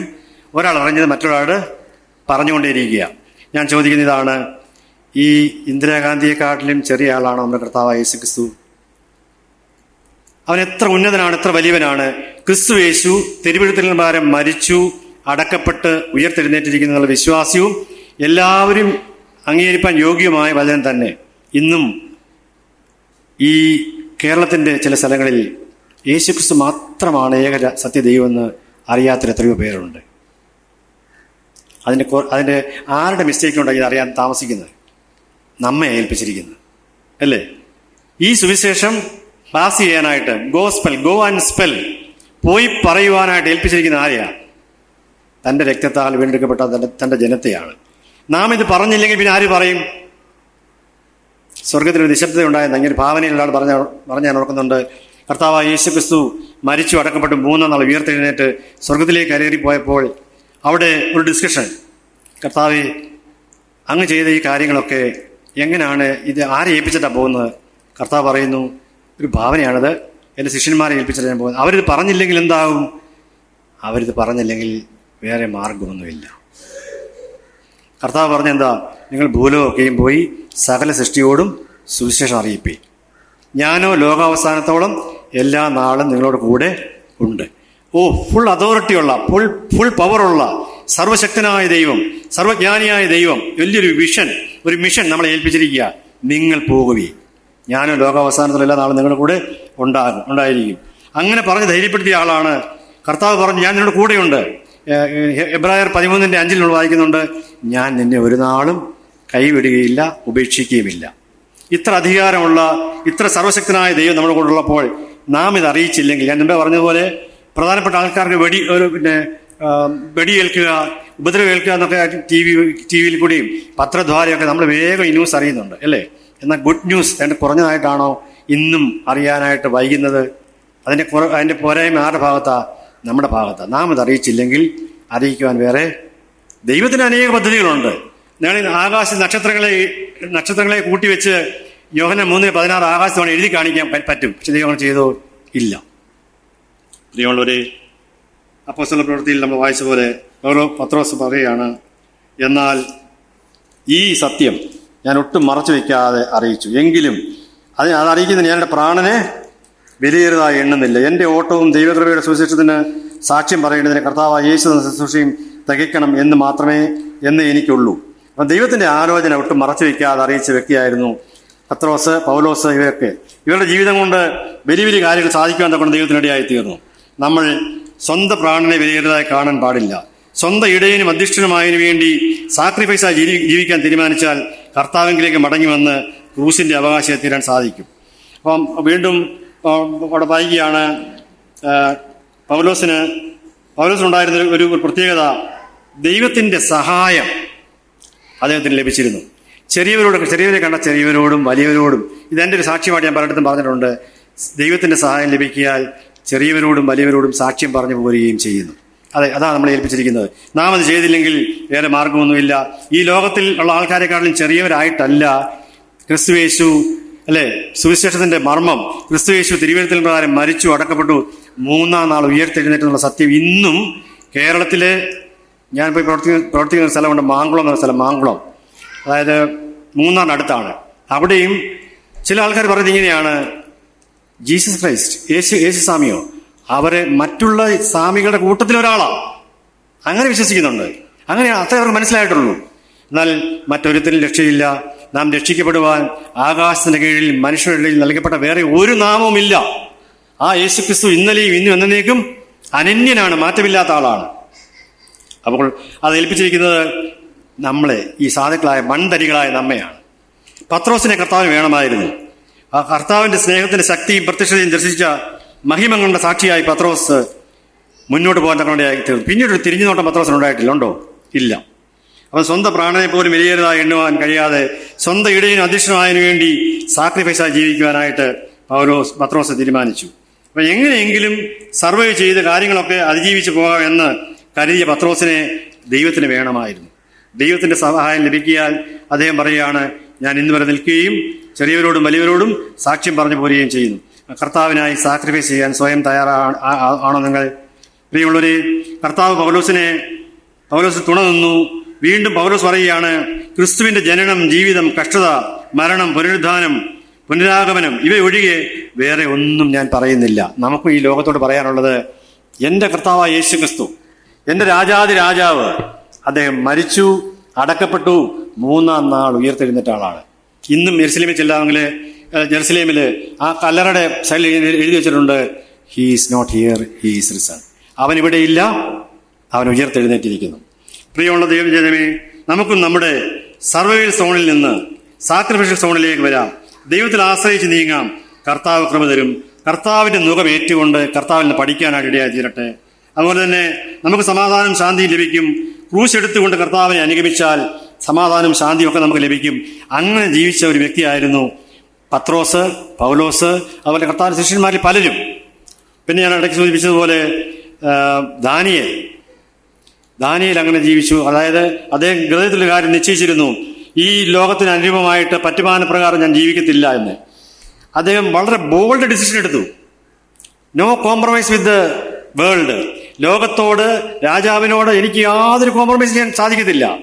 ചന്ദ്രക്, മേശക്, അഭേന്ദ്രകോ അവരും ഇങ്ങനെ തീരുമാനിച്ചു, ജീവനുള്ള ദൈവത്തെ ഞങ്ങൾ ത്യജിച്ച് പറയത്തില്ല. ജീവനുള്ള ദൈവത്തെ ത്യജിച്ച് പറഞ്ഞിട്ട് ഒരു ലാഭം ഞങ്ങൾക്ക് വേണ്ട. ഞങ്ങളുടെ ദൈവം ഞങ്ങളെ വിടുവിക്കും. എവിടുന്നാ? തീച്ചുവളിൽ വിടുവിക്കും. വിടുവിച്ചില്ലെങ്കിലും രാജാവ് വെച്ച ബിംബത്തെ ഞങ്ങൾ ആരാധിക്കത്തില്ല, അതിന് മുൻപിൽ വണങ്ങത്തില്ല. ഇതുപോലെ ഭക്തിയോടെ വില കൊടുത്ത് ജീവിച്ച ഒരു വ്യക്തിയെക്കുറിച്ച് നമ്മൾ സങ്കീർത്തനത്തിൽ കാണുന്നുണ്ട്. ദാവീദ്. ഒന്ന് വായിക്കാം. 21-ാം സങ്കീർത്തനത്തിന്റെ Psalms 21.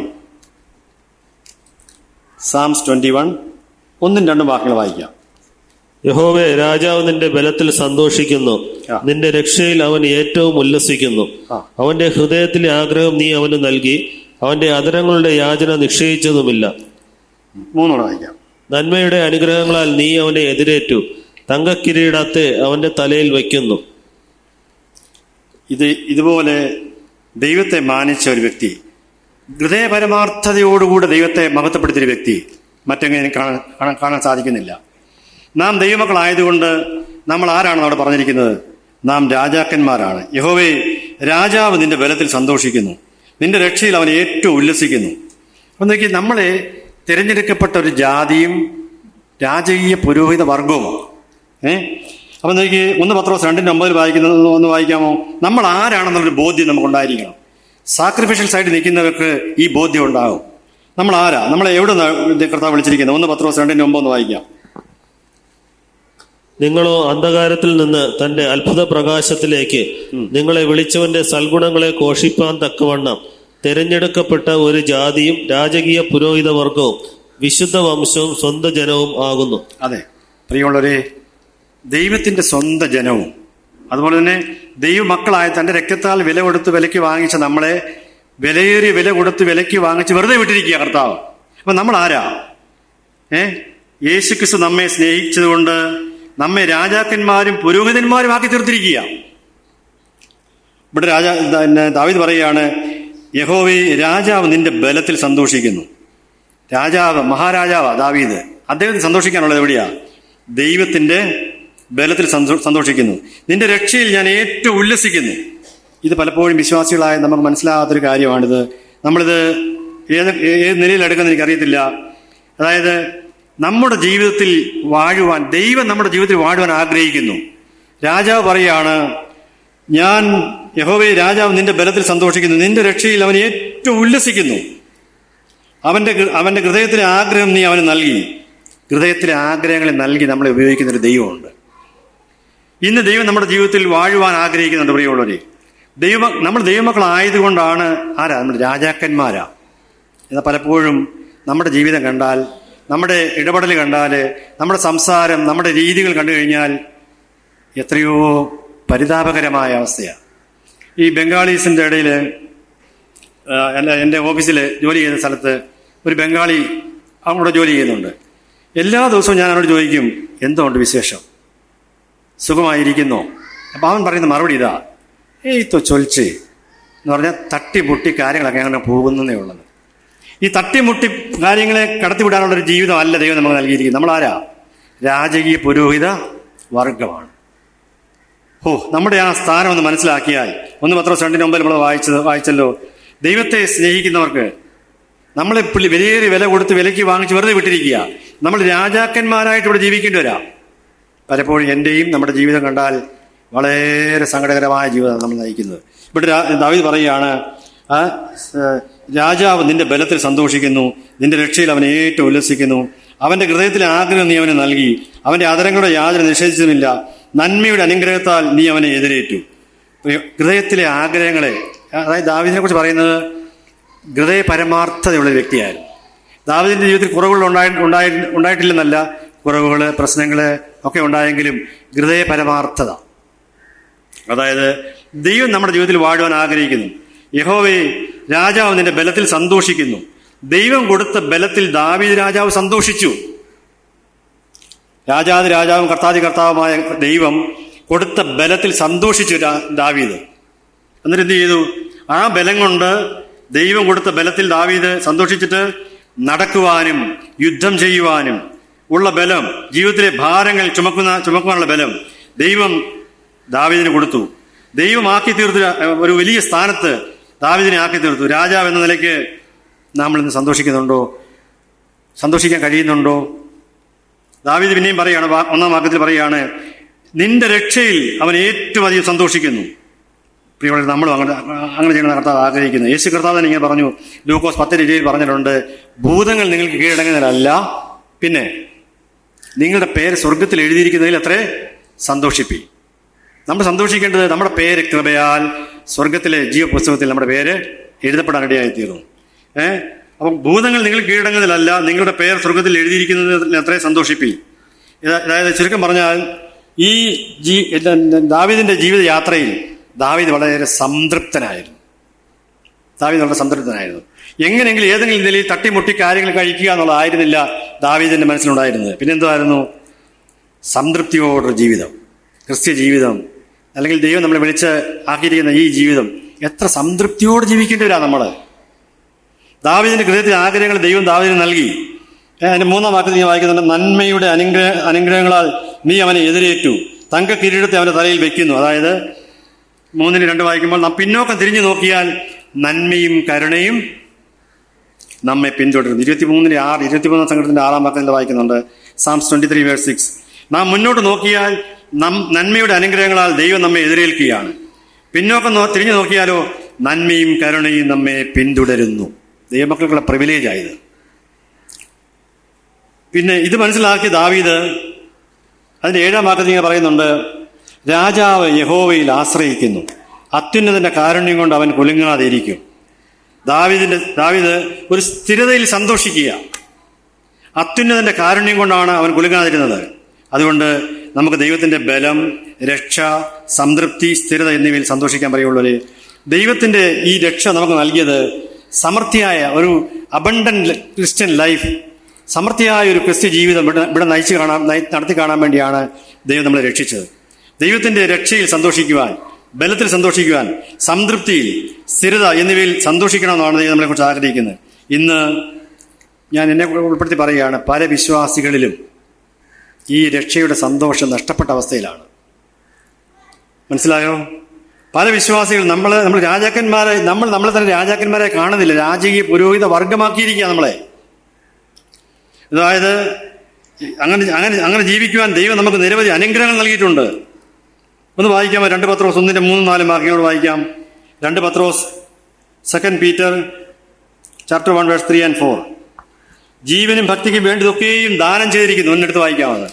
തന്റെ മഹത്വത്താലും വീര്യത്താലും നമ്മെ വിളിച്ചവന്റെ പരിജ്ഞാനത്താൽ അവന്റെ ദിവ്യശക്തി ജീവനും ഭക്തിക്കും വേണ്ടിയതൊക്കെയും നമുക്ക് ദാനം ചെയ്തിരിക്കുന്നുവല്ലോ. കണ്ടോ? ജീവനും ഭക്തിക്കും. ഇവിടെ മാന്യമായി ഏറ്റവും അനുഗ്രഹിക്കപ്പെട്ട നിലയിൽ ജീവിക്കുവാൻ ജീവനും ഭക്തിക്കും വേണ്ടതൊക്കെയും ദൈവം നൽകി കഴിഞ്ഞു. ദൈവം തന്നിരിക്കുന്ന അനുഗ്രഹങ്ങളെ നാം ആസ്വദിക്കാറുണ്ടോ?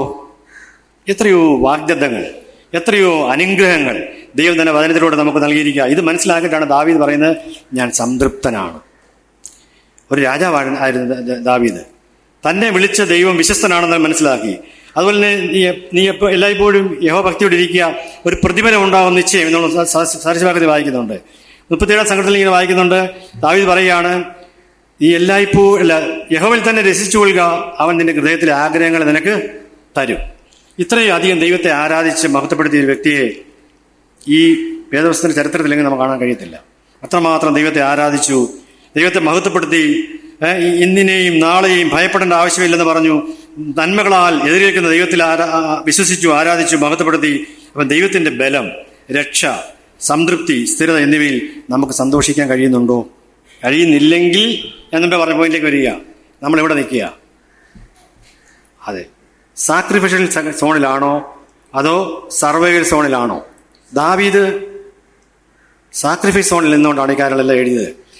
തന്നെ ഇടപെടാതെ കൊല്ലാനായിട്ട് ഒരുങ്ങി ഓടി നടക്കുന്ന ശൗലിന്റെ പിന്നാലെ ആ ഉടുപ്പിന്റെ അറ്റം ഒരു അവസരം കിട്ടി മുറിച്ചെടുത്തു. പക്ഷെ അത് തന്റെ ഹൃദയത്തിൽ കുത്തുകൊണ്ടു.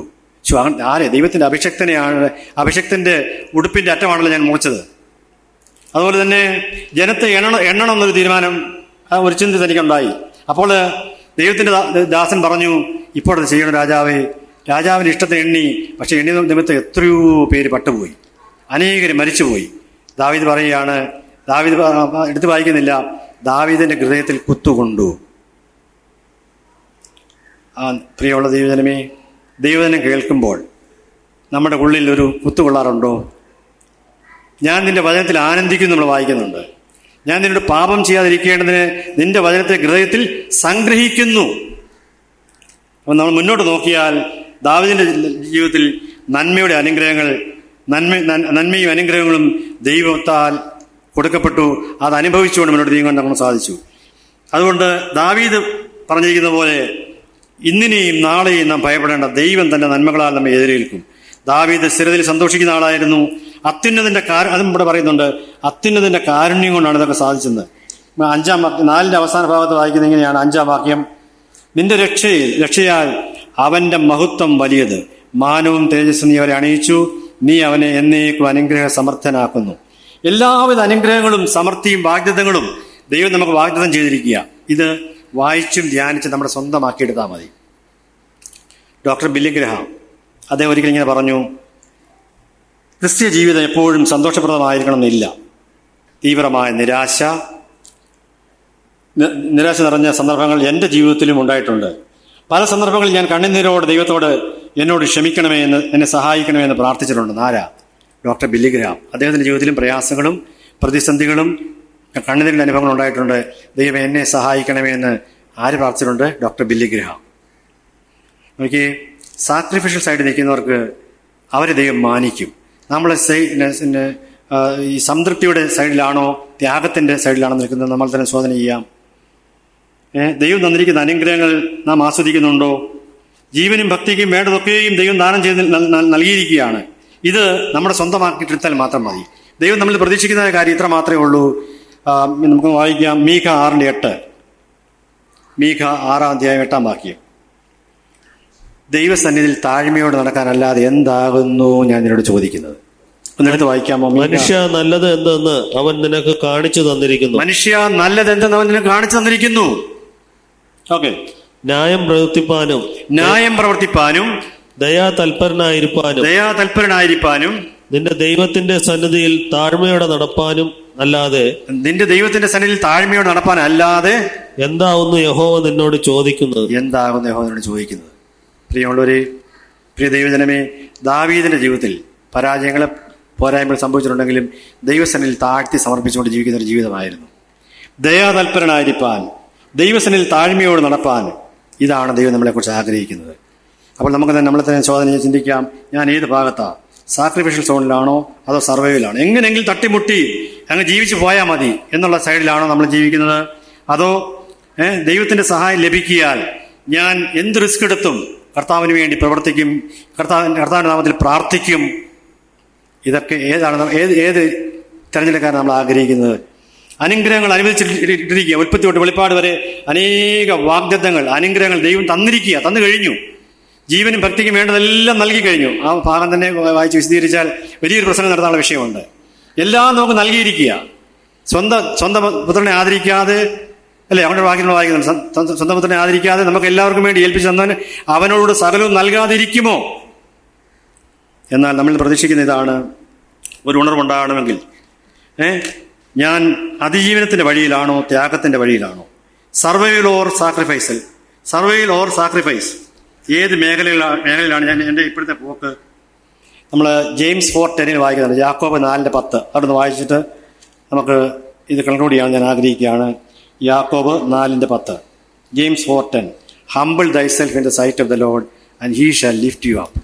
എന്താ മലയാളത്തിൽ എങ്ങനെ വായിക്കുന്നത്? കർത്താവിന്റെ സന്നിധിയിൽ താഴുവീൻ, എന്നാൽ അവൻ നിങ്ങളെ ഉയർത്തും. അതെ, ദൈവം നമ്മളെ ഉയർത്തും. ദൈവം നമ്മളെ ഉപയോഗിക്കാവുന്നതിന്റെ മാക്സിമം എക്സ്ട്രീം വരെ കൊണ്ട് ഉപയോഗിക്കും. എന്നാൽ നമ്മൾ ചെയ്യേണ്ടതേ ഉള്ളൂ, ദൈവത്തിന്റെ സന്നിധിയിൽ താഴുവീൻ. ദൈവത്തിന്റെ ആലോചനയെ ഒട്ടും മറച്ചു വെക്കാതെ അറിയിക്കാം. കർത്താവിന് വേണ്ടി സാക്രിഫൈസ് ചെയ്യാൻ തയ്യാറായാൽ, ദാവീദിനെ ഉപയോഗിച്ച ദൈവം, അബ്രഹാമിനെ ഉപയോഗിച്ച ദൈവം, അബ്രഹാം ആണെങ്കിൽ സെക്കൻഡ് പ്രയോറിറ്റിയാണ് അബ്രഹാം തിരഞ്ഞെടുത്തത്. ലോത്താണെങ്കിൽ അവന് ഇഷ്ടമുള്ള തിരഞ്ഞെടുക്കേണ്ടതുകൊണ്ട് അങ്ങനെ പോയി. അബ്രഹാമിനെ ഉപയോഗിച്ച ദൈവം യാക്കോബിനെയും പത്രോസിനെയും അതുപോലെ തന്നെ പൗലോസിനെയും ഉപയോഗിച്ച ദൈവം നമ്മളെ ഉപയോഗിക്കും. നമ്മളെന്താ ചെയ്യേണ്ടത്? Hold tightly what is eternal. ഉയരത്തിലുള്ളത് മുറുകെ പിടിക്കുക. And loosely what is temporary ആയിട്ട് ഇട്ട് കളഞ്ഞ് പോകേണ്ടതായിട്ടുള്ള കാര്യങ്ങളെ വലിയ മുറുക്കി പിടുത്തം പിടിക്കാതിരിക്കുക. Hold tightly what is eternal and loosely what is temporary. ദൈവം നമ്മളെ സഹായിക്കട്ടെ. പറയുള്ളവരെ, കർത്താവ് അടുത്തിരിക്കുകയാണ്. ഞാൻ ഇടയ്ക്ക് സൂചിപ്പിച്ചതുപോലെ കർത്താവിൻ്റെ ഈ മഹത്വമേറിയ ശുശ്രൂഷ, കർത്താവ് നമ്മളെ ഏൽപ്പിച്ചിരിക്കുന്ന ശുശ്രൂഷ ചെയ്യുവാൻ, പറയുവാൻ നമ്മളല്ലാതെ മറ്റാരുമില്ല. ഞാൻ ഓർക്കുന്നുണ്ട്, ഞാൻ ട്രിവാൻഡ്രത്ത് വെച്ചാണ് രക്ഷിക്കപ്പെട്ട് പിറ്റേ ദിവസം മുതൽ ഞാൻ ഒരു തുണിസഞ്ചി വാങ്ങിച്ച്, അതിൻ്റെ ഉണ്ടായിരുന്നത്, അതിൽ നിറച്ച് ഹിന്ദി, ബംഗാളി, ഇംഗ്ലീഷ് ട്രാക്റ്റുകൾ നിറച്ചിട്ട് ഞാൻ താമസിച്ചുകൊണ്ട സ്ഥലത്ത് മണ്ണന്തലയ്ക്ക് അകത്തൊരു സ്ഥലത്താണ് താമസിച്ചുകൊണ്ടിരുന്നത്. അവിടുന്ന് 4-5 മാറിയാൻസ് കോളേജ് വരെ നടന്നു വന്നാൽ ഓർക്കുന്നത്. എന്തിനാ? ബസ്സിൽ പോയാൽ അത്ര ആൾക്കാരെ കാണാൻ സാധിക്കത്തില്ല. നടന്നു പോയാൽ വഴിയെ കാണുന്നവർക്കെല്ലാം ഞാൻ ദൈവത്തിന് വചനം കൊടുക്കുമായിരുന്നു. ഇന്നും കുറച്ച് ട്രാക്റ്റും ദൈവത്തിൻ്റെ വാഗ്ദത്തങ്ങൾ ഞാൻ കൊണ്ടുവന്നിട്ടുണ്ട്. ഇങ്ങനെ താല്പര്യമുള്ള യുവതി യുവാക്കന്മാരുണ്ടെങ്കിൽ ദൈവം നിങ്ങളെ സ്നേഹിക്കുന്നു, നിങ്ങളെ കരുതുന്നു. ഈ കർത്താവിനെക്കുറിച്ച് സാക്ഷി പറയാനായിട്ട്, അല്ലെങ്കിൽ ദൈവം നിനക്ക് ചെയ്ത ഉപകാരങ്ങളെക്കുറിച്ച് മറ്റുള്ളവർ പറയാൻ ആഗ്രഹമുണ്ടെങ്കിൽ എന്നെ കുറച്ച് ട്രാക്റ്റോട് ഞാൻ തരാം. അത് ഞാനിതിന് നടന്നു വന്ന് ചോദിച്ചാൽ, നടന്നു വരുമ്പോൾ ആൾക്കാരെ കൂടുതൽ കാണാൻ സാധിക്കും, ഇതാ ദൈവം നിന്നെ സ്നേഹിക്കുന്നുണ്ട്. ഒരു കാര്യം ഞാൻ പറഞ്ഞോട്ടെ, ഞാൻ കൽക്കട്ടയിലായിരുന്നല്ലോ ജോലി റിസൈൻ ചെയ്യുമ്പോൾ എൻ്റെ മനസ്സിലെ ആഗ്രഹം ഇതായിരുന്നു, ഒരു ബംഗാളിയെ കണ്ടാൽ ദൈവം നിന്നെ സ്നേഹിക്കുന്നുണ്ട്, ക്രിസ്തുയേശു പാപികളെ രക്ഷിപ്പാൻ ലോകത്തിൽ വന്നു എന്നുള്ള വിശ്വാസവും എല്ലാവരും അംഗീകരിപ്പാൻ യോഗ്യമായ വചനം എങ്ങനെയാണ് പറയുന്നത്. അതുകൊണ്ട് ഹിന്ദി അറിയാവുന്ന ആളുടെ അടുത്ത് പോയി കുത്തിയിരുന്ന് എഴുതി, ഏ ബാത് സച്ച് ഹേ ഹർ പ്രകാർ മാന്യ ക യോഗ്യ ഹേ പ്രഭു യീശു മസി പാപിയോं का उद्धार करने के लिए जगत में आया. അതായത് ക്രിസ്തുയേശു തിരുവഴുത്തിൽ പ്രകാരം അല്ല, ക്രിസ്തുയേശു പാപികളെ രക്ഷിപ്പാൻ ലോകത്തിൽ വന്നു എന്നുള്ളത് വിശ്വാസ്യവും എല്ലാവരും അംഗീകരിപ്പാൻ യോഗ്യമായ വചനം തന്നെ. അത് ഇംഗ്ലീഷിലും ഹിന്ദിയിലും ബംഗാളിലൊക്കെ എഴുതിയിട്ട് പഠിച്ചതായി ഞാൻ ഓർക്കുന്നുണ്ട്. എന്തിനാണെന്ന് ചോദിച്ചാൽ, ബംഗാളിയെ ഹിന്ദിക്കാരൻ കണ്ടു കഴിഞ്ഞാൽ അവരോട് കർത്താവിനെ കുറിച്ച് പറയണമെന്നുള്ള ആഗ്രഹം കൊണ്ടാണ്. ഈ കർത്താവിനെ കുറിച്ച് സാക്രിഫിഷ്യൽ സൈഡിൽ നിന്നുകൊണ്ട് പറയാനുള്ള ആഗ്രഹം നമ്മുടെ ഹൃദയത്തിൽ ഉണ്ടാകട്ടെ. കാരണം അതിനുവേണ്ടി എല്ലാം നമുക്ക് നൽകിക്കഴിഞ്ഞു. ഈ കർത്താവ് രാജാവായിട്ട് വരാൻ പോവുകയാണ്. മാറാനാഥ എന്ന് പറഞ്ഞാൽ കർത്താവിതാ മാറാനാഥ, നമ്മുടെ കർത്താവ് വേഗം വരുന്നു. നമ്മൾ വെറും കൈയായിട്ട് അവിടെ നിൽക്കേണ്ടതായിട്ട് വരുമോ? സ്വയമായിട്ട് ചിന്തിക്കുക. ദൈവത്തിൽ നിന്ന് സമർപ്പിക്കാമോ? കർത്താവെ, എന്നെ രക്ഷിച്ച നാഥ, പ്രാണപ്രിയ, അങ്ങ് എനിക്ക് വേണ്ടി ഇതൊക്കെയും ചെയ്തപ്പോൾ ഞാൻ അങ്ങയ്ക്ക് വേണ്ടി എന്ത് ചെയ്യുന്നു? എന്നെ അതിനുവേണ്ടി സഹായിക്കണമേ എന്ന് ആത്മാർത്ഥത്തോടെ പ്രാർത്ഥിച്ചാൽ നമ്മെ സഹായിക്കുവാൻ, നമ്മെ ഉപയോഗിക്കുവാൻ ഈ കർത്താവ് പ്രാപ്തനാണ്. ഫിലിപ്പിയൻസ് 4:13 അതാ പറയുന്നത്, I can do all things through Christ who strengthens me. എന്നെ ശക്തനാക്കുന്നതിന് മുഖാന്തരം ഞാൻ സകലത്തെ മതിയാകുന്നു. പരിമിതികൾ, ലിമിറ്റേഷൻസ് ഒക്കെ വെച്ചുകൊണ്ടായിരിക്കും നമ്മൾ പറയുന്നത്. പക്ഷെ കർത്താവ് എന്നെ മാനിക്കും. എന്നെ മാനിക്കുന്നവരെ ഞാൻ മാനിക്കും. നിങ്ങൾ ഭൂമിയിലുള്ളതല്ല, ഉയരത്തിലുള്ളത് തന്നെ ചിന്തിപ്പീൻ. ഇതാ ഞാൻ വേഗം വരുന്നു. നമ്മുടെ പ്രതികരണം എങ്ങനെ ആയിരിക്കണം? ഇതാ ഞാൻ വേഗം വരുന്ന കർത്താവ് പറയുമ്പോൾ ആമേൻ കർത്താവേ, അങ്ങനെ നമ്മൾ പറയാറുള്ളൂ. പക്ഷെ അങ്ങനെയല്ല പറയണ്ടേ. ആമേൻ കർത്താവ് യേശുവേ, അങ്ങ് വേഗം വരണമേ. ദൈവത്തിൻ്റെ നാമത്തിന് മഹത്വം ഉണ്ടാകട്ടെ. ഇങ്ങനെ അവസരം തന്ന സഭയോട് ദൈവത്തിൽ നന്ദി അറിയിക്കുന്നു. കർത്താവിൻ്റെ നാമത്തിന് മഹത്വം ഉണ്ടാകട്ടെ. ആമേൻ.